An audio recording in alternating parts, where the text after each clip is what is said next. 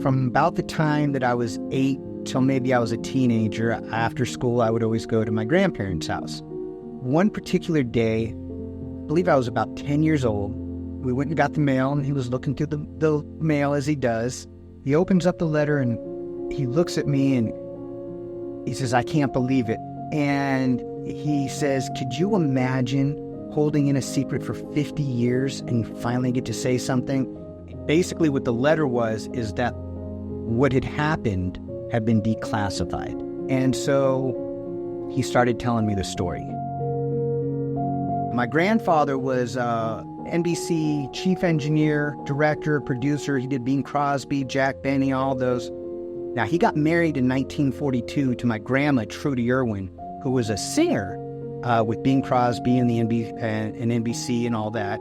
What I had heard was that my grandma was with Bing Crosby on some sort of charter boat, and my grandfather gets a call that they're trying to break a code. Now, my grandfather was very big on breaking codes and doing stuff like that, deciphering stuff.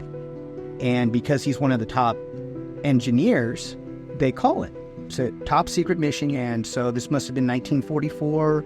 And he's flown to this PT boat where he met, and my grandpa's like, to me, especially as a kid, he's like a genius. And he's telling me these were the two smartest men that he had ever met. He said that they had deciphered this code. So the code was deciphered.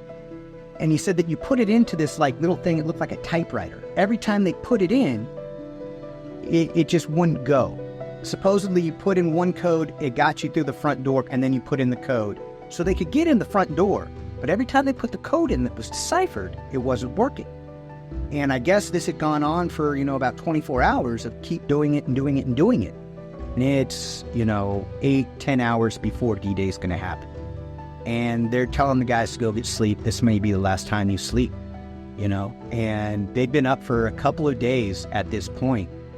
So as my grandpa's going to sleep, and as I think everybody maybe one time or another in their life has had an aha moment as they're going to sleep. This was one that he woke up on. Germany, after World War I, prior to World War II, and I believe prior to Hitler even, was very in depth with Tibet and with ancient scrolls and reading, trying to get their spirituality as a country up. They used to write different. They, long ancient times, we wrote from bottom to top, from right to left.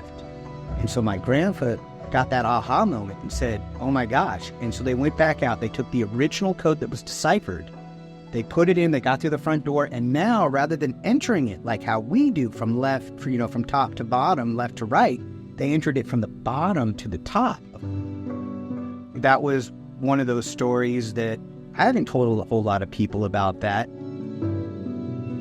What I wasn't aware of is how much of a part radio played in World War II. It's communication. So if you were talking on CB headphones, if you're talking over radio airwaves, you're talking over radio waves.